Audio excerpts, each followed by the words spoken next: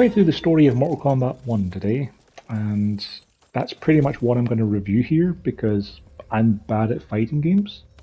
I have been always bad at fighting games, but being able to play against people from all around the world who are way better at me at fighting games has really highlighted just how bad I am at fighting games. So I don't see much point in reviewing the online stuff because I'm going to be bad at it and have a bad time and get juggled through the air by infinite combos and whatnot. I don't know if Mortal Kombat 1 has infinite combos, but it's practically infinite. Like, if you get comboed and then stand up and get comboed again, it's the same difference. I'm bad at fighting games. Anyway, I bought this to play the story because I'm going to trade it back in afterwards, and I really enjoyed the previous Mortal Kombat and Injustice stories, and like them, this story mode's really good. It took me about 6 hours to clear all in.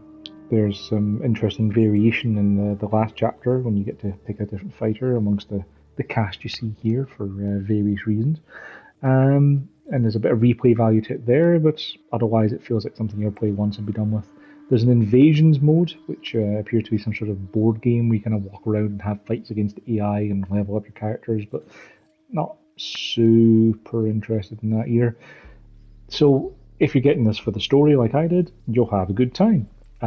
Given it's 6 hours long and there's not really any reason to replay it, I can't recommend buying it at full price for just that.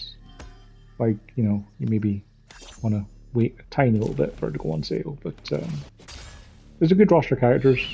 You get to play as quite a few of them during story mode. They've got some interesting moves and interesting different play styles. Didn't know playing Ashra much, but I'm sure if I learn how to play her, it'll probably be better. I'm also not sure what the story is with the bottom right corner, but I'm guessing it'll be the DLC characters when they get added in. Let's go up against Lee. I shall have Kano, he shouldn't have Frost, it'll be fine. It's a practice game against the AI, so they're not going to be fighting back while I talk it over anyway. Let's go to Sundo.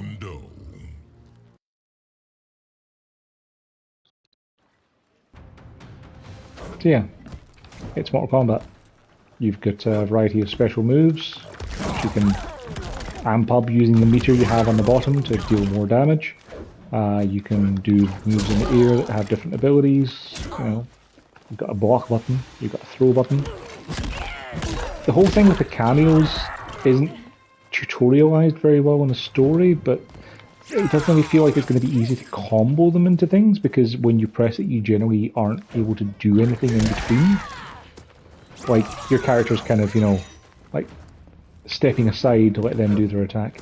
I'm sure other more competent people have been able to work them into combos no bother, but it just feels like a different kind of move you can press with R1 that is sometimes useful. Pressing different directions in R1 will get you different attacks based on what you're doing, but yeah, it's fine. Yeah, I enjoyed the story. I'm going to trade it in when I'm done with this. It's not on any subscription services, so you can't play it that way, but if you're able to borrow it from a friend for a day or two, play through the story, you'll have a good time. But yeah, it's perfectly fine. I recommend looking up other reviews for people who've played the online if you want to know more about that, because I am not qualified to talk about that at all, in any way, shape or form, and I'm not going to pretend otherwise. Thanks for watching.